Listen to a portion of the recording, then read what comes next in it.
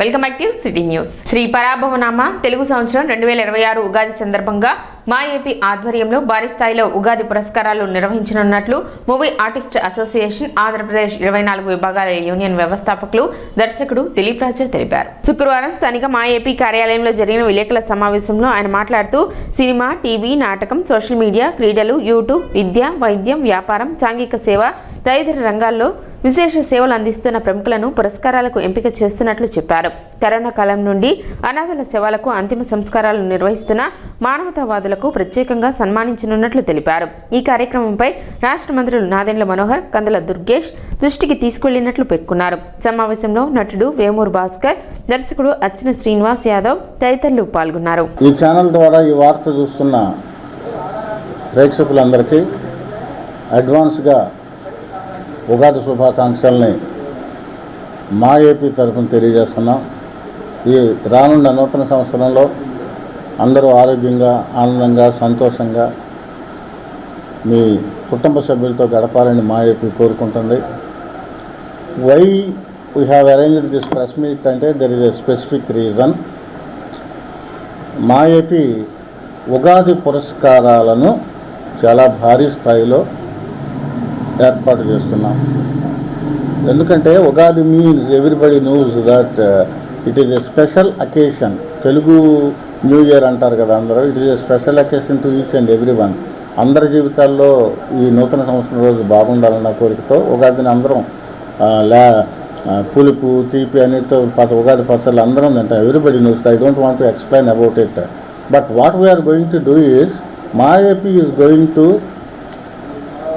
organize మా AP Ugadi పురస్కార్ felicitations for those who are very competent enough persons from different fields. A different fields అంటే ఇప్పుడు సుమారు ఎవరెవరికి మా ఏపీ ఉగాది పురస్కారాలు ఇవ్వదలుచుకున్నామంటే సినిమా నుంచి, టీవీ నుంచి, నాటక రంగం నుంచి, సోషల్ మీడియా నుంచి, యూట్యూబ్ నుంచి, అట్లాగే షార్ట్ ఫిల్మ్స్ నుంచి, ఒక డాక్టరు, ఒక యాక్టరు, ఒక ఆఫీసరు, ఒక న్యాయవాది, ఇట్లా వివిధ రంగాల్లో విశిష్టమైన సేవలు అందిస్తున్న వాళ్ళని అవర్ మా AP committee will choose them, will select all of them for this Ugadi పురస్కారాస్. And then we are very particular about ఒక విషయం మేము చెప్పాలి. ఏంటంటే అది కరోనా టైంలో I have seen with my own eyes. Corona టైంలో బంధువులే చనిపోయిన వాళ్ళ శవాల్ని తీసుకురావడానికి భయపడుతున్న తరుణంలో తెనాలిలో అలాంటి శవాలని ప్లస్ అనాథ శవాలను కూడా అంతిమ సంస్కారాలు చేసే గొప్ప మానవతావాదులు ఉన్నారు, మానవతామూర్తులు ఉన్నారు. వాళ్ళకి ప్రత్యేకించి మా ఏపీ ఉగాది పురస్కారాలు కూడా అందజేయడానికి సిద్ధంగా ఉంది. ప్రతిష్టాత్మకంగా తెనాలిలో ఉగాది పురస్కారాలు తెనాలి ఏపీ తరఫున చేయాలనేటువంటి సంకల్పించినందుకు దిలీప్ రాజాను అభినందిస్తున్నాను. తప్పనిసరిగా ఈ కార్యక్రమాలు అందరి సమిష్టి కృషితో విజయవంతమని కోరుకుంటున్నాను. ఆస్తి వివాదంలో న్యాయం జరగడం లేదనే మనస్తాపంతో ఓ మహిళ తెనాలి కోర్టు ప్రాంగణంలో తనపై పెట్రోల్ పోసుకొని ఆత్మహత్యాయత్నానికి పాల్పడింది. తెనాలి పట్టణంలో ఐతానగర్ అంబేద్కర్ బొమ్మ రోడ్డుకు చెందిన మండ్రు కమల ఈ ఘటనకు పాల్పడింది. తన అక్క కుమారుడు తన ఆస్తిని అక్రమంగా రాయించుకున్నాడని, ఈ విషయంపై గత 15-16 సంవత్సరాలుగా కోర్టుల చుట్టూ తిరుగుతున్నా న్యాయం జరగడం లేదని ఆమె వాపోయింది. కేసు వాదిస్తున్న న్యాయవాది కూడా వాయిదాల పేరుతో తిప్పుతూ పదే డబ్బులు కావాలని వేధిస్తున్నాడని ఆరోపించింది. తన అక్క కొడుకు న్యాయవాది నుండి తనకు ప్రాణహాని ఉందని ఆమె తెలిపింది. ఈ నేపథ్యంలో శుక్రవారం కోర్టుకు వచ్చిన కమల తీవ్ర మనస్తాపంతో కోర్టు ప్రాంగణంలోనే తనపై పెట్రోల్ పోసుకుంది. అక్కడున్న వారు అప్రమత్తమై ఆమెను అడ్డుకోవడంతో ప్రమాదం తప్పింది. సమాచారం అందుకున్న పోలీసులు ఘటనా స్థలానికి చేరుకుని ఆమెను అదుపులోకి తీసుకున్నారు. బాధితురాలు తనకు న్యాయం చేయాలని అధికారులను వేడుకుంది. మా అమ్మగారి పేరు చల్లాపల్లి సంతోషమయ్య. పోయిన సంవత్సరమే చనిపోయింది. కేసు వేసిందయ్యా. మా అమ్మమ్మ మోసం చేసి రాయించుకున్నాడు. ఇన్ని సంవత్సరాల్లో ఎప్పుడూ కూడా కోర్టుకు హాజరుపడలేదు. రాపించుకుని పెళ్లి చేసుకుని బెంగళూరు వెళ్ళిపోయి ఉన్నాడయ్యా. కానీ మా అమ్మగారిని మాత్రం కేసుకు తిప్పుతానే ఉన్నాడయ్యా. తిరిగి మా అమ్మతో పాటు నేను, నా భర్త తిరిగేవాళ్ళమయ్యా. కానీ న్యాయం అనేది జరగలేదయ్యా. నిన్న కూడా 2000 ఇస్తే కేసు నీ పేరు ఎక్కిస్తానని చెప్పాడయ్యా. మా అమ్మని ఏడ్చి ఏడ్చి అయ్యా నా కాగితాలు అని ఎంతో అడిగింది, అయినా ఇవ్వలేదు. ఆయన చుట్టూ తిప్పించుకుని మరి కేసు సంగతి ఏందని మమ్మల్ని మోసం చేస్తానే ఉన్నాడు. పేపర్కి ఇచ్చానని 3,500 తీసుకున్నాడు.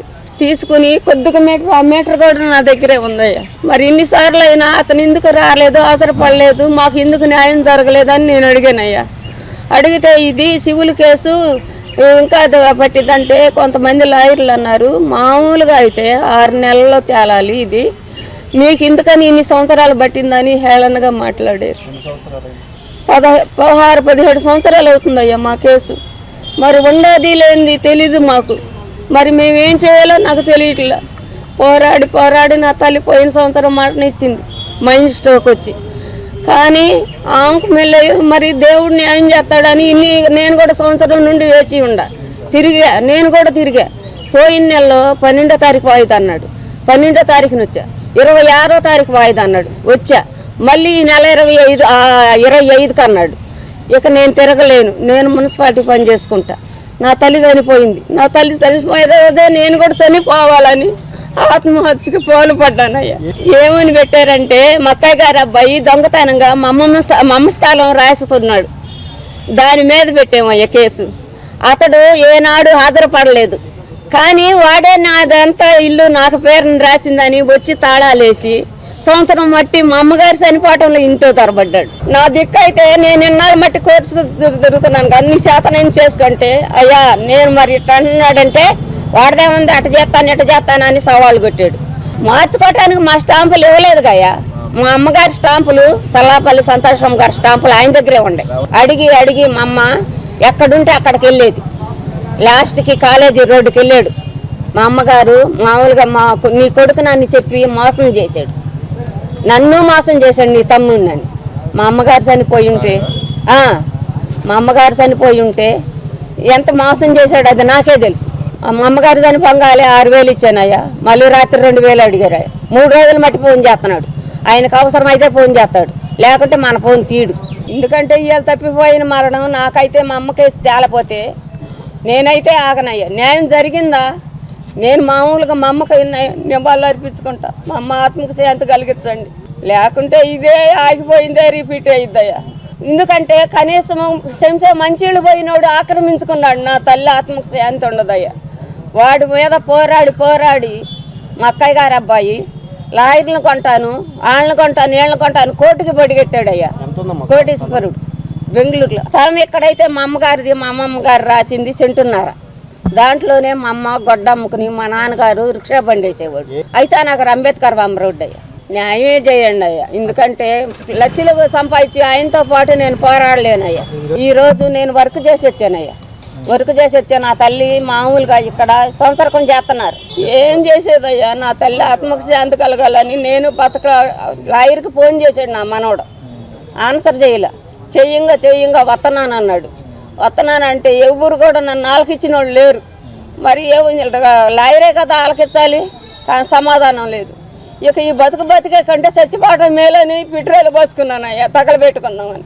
మా అమ్మ కొన్ని సంవత్సరాలు బతికేది, అలాంటి దాన్ని చంపేశారు. నాకు దిక్కు కోర్టేనేనని నేను ఇక్కడికి వచ్చానయ్యా. అది ఇప్పుడు అయితే నగర్లో ఉన్నాడు. మనిషిని చంపి ఎంత బార్బాటంగా చేస్తే ఆ మనిషి ఆత్మకు శాంతి ఇచ్చిద్దా చెప్పండి. కోర్టులు ఉండయని కోర్టులు ఢీ కలుపుతున్నాడు అయితే నగర్లో. ఆంధ్రప్రదేశ్లో 13 ఏళ్లలోపు పిల్లలకు సోషల్ మీడియా వినియోగంపై నిషేధం విధించబడినట్లు సీఎం నారా చంద్రబాబు నాయుడు అసెంబ్లీలో ప్రకటించారు. 90 రోజుల్లో ఈ నిర్ణయాన్ని అమలు చేస్తామని ప్రభుత్వం తెలిపింది. అలాగే 16 ఏళ్లలోపు ఉన్నవారిపై కూడా సోషల్ మీడియా నిషేధం విధించే అంశంపై ప్రభుత్వం ఆలోచన చేస్తుంది అని సీఎం తెలిపారు. పిల్లల మానసిక ఆరోగ్యం, చదువులు మరియు భవిష్యత్తును దృష్టిలో ఉంచుకొని ఈ నిర్ణయం తీసుకుంటున్నట్లు ప్రభుత్వం పేర్కొంది. అంటే 13 సంవత్సరాలు వయసు లోపల ఉండే వాళ్ళకి సోషల్ మీడియా బ్యాన్ చేస్తే బాగుంటుందని ఒక సూచన వచ్చింది. తప్పకుండా తొందరలోనే 90 డేస్లో 13 సంవత్సరాల లోపల ఉండేవాళ్ళు సోషల్ మీడియాకు అందుబాటు లేకుండా చేసే కార్యక్రమానికి శ్రీకారం చుడతాం. 13, 16 సంవత్సరాలు చర్చ చేస్తున్నాం. అందరూ ఒప్పుకుంటే దాన్ని కూడా ఏం చేయాలో ఆలోచిద్దాం. కొలిపర మండలం కొలిపర గ్రామంలో శుక్రవారం జరిగిన ఫ్రైడే డ్రైడే కార్యక్రమాన్ని జిల్లా మలేరియా అధికారి తలాట మురళీకృష్ణ సుబ్బరాయణం తనిఖీ చేశారు. స్థానిక ఆరోగ్య కేంద్ర వైద్యాధికారిని డాక్టర్ ఘంటా నేహారెడ్డి సిబ్బందితో కలిసి Kolipara, Mayabazar, holy cross high school ప్రాంతం పల్లెల యందు దోమల నివారణకు తీసుకోవాల్సిన చర్యలు, జాగ్రత్తలపై నినాదాలు చేసుకుంటూ ర్యాలీ నిర్వహించారు. గ్రామాల్లోని ప్రతి ఇంటిని సందర్శించి దోమల గుడ్లు పెట్టేటకు అవకాశం ఉన్న మూలాలను పరిశీలించి తొలగింప చేయించారు. జీవించి ఉన్న లార్వాలను చూపించి విశదీకరించి వాటిపై ప్రజల్లో అవగాహన కల్పించారు. స్థానిక పంచాయతీ వారితో కలిసి కాలువల్లో లార్వాలను నిర్వీర్యం చేసే మందును పిచికారీ చేయించారు. ఆరోగ్య సిబ్బందిచే ఇంటింటికి కరపత్రాలు పంపిణీ చేయించారు.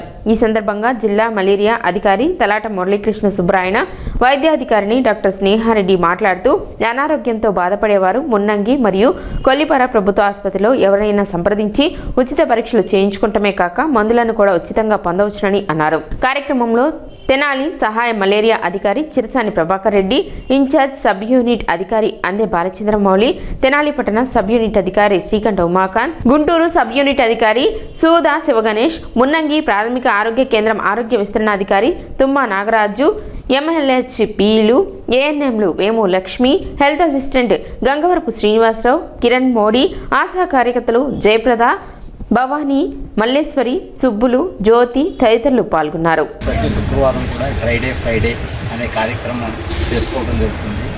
ఈ డ్రైడే ఫ్రైడేలో మనకి దోమల యొక్క నివారణ ప్రజలకి అవగాహన కల్పించే నిమిత్తం మనం ఈ కార్యక్రమాన్ని చేసుకోవడం జరుగుతుంది. ఈ దోమల్లో ముఖ్యంగా 4 దశలు ఉంటాయి. అది గుడ్డు, లార్వా, ప్యూపా, ఇమాగోదిస్. ఈ 4 దశలు కూడా ఈ 4 దశల్లో మనకి 3 దశలు కంపల్సరీ నీటిలోనే ఉంటాయి. అవి అంటే గుడ్డు, లార్వా, ప్యూపా. ఈ 3 దశల్ని ఉన్నప్పుడు మనకి నీరు నిల్వ ఏదైతే ఉందో అది వారానికి ఒక రోజు ప్రతి శుక్రవారం పాత నీరు ఏదైతే ఉందో అది పూర్తిగా ఉంపేసుకుని ఒక రోజు పూర్తిగా ఎండలో పెట్టుకుని తర్వాత నీరు కొట్టడం వల్ల తద్వారా మనకి దోమల్ని నిర్మూలించడానికి తద్వారా వ్యాధైన డెంగ్యూ, మలేరియా, చికెన్ గున్యా, మెదడువాపు వ్యాధి, ఫైలేరియా వంటి వ్యాధులు రాకుండా మనకు ఉంటాయి. కాబట్టి మీరందరూ కూడా ప్రతి శుక్రవారం మీ ఇంట్లో ఉన్న నీరు నిల్వలో ఏవైతే ఉన్నాయో వాటిని అన్నింటిలో కూడా తొలగించేసి కొత్త నీరు పట్టుకోవాల్సిన కోరడం. డెంగ్యూ నివారణ, మలేరియా నివారణ కోసం ర్యాలీ చేయడం జరిగింది. మెయిన్గా 3 రోజుల కంటే ఎక్కువ జ్వరాలు, వాంతులు, విరోచనాలు ఉంటే మా దగ్గరికి వచ్చి dengue test, malaria test, typhoid test చేసి మెడిసిన్స్ ఇవ్వడం జరుగుతుంది. కాబట్టి మన దగ్గరికి గవర్నమెంట్ హాస్పిటల్కే వచ్చి దానికి తగ్గట్టుగా టెస్టులు చేసుకొని మెడిసిన్స్ తీసుకోండి. ఎక్కడైనా కాలువలో నిలువుగా ఉండే నీళ్ళు అదంతా ఉంచుకోకూడదు. డ్రై ప్లేసెస్ అన్నింటినీ నీట్గా డ్రైగా ఉంచుకోవాలి. దోమలు ఇవన్నీ ఎక్కువగా ఉండుకున్న ప్లేసెస్ని అదంతా రికార్డింగ్ చేసుకోవాలి. సిటీ న్యూస్ ముంచే ముందు ముఖ్యాంశాలు మరోసారి.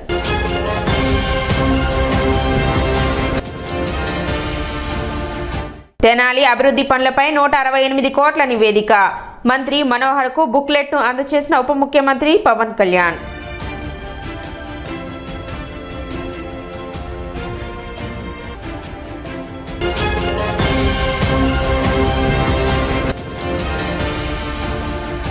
మా ఏపీ ఆధ్వర్యంలో వివిధ రంగాల్లో ప్రతిభావంతులకు మా ఏపీ ఉగాది పురస్కారాలు.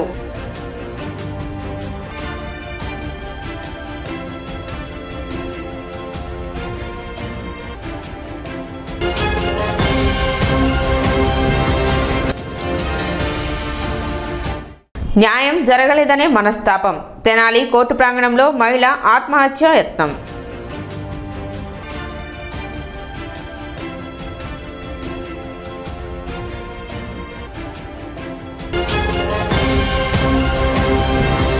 సిటీ న్యూస్ ఇంతటితో సమాప్తం. నమస్కారం.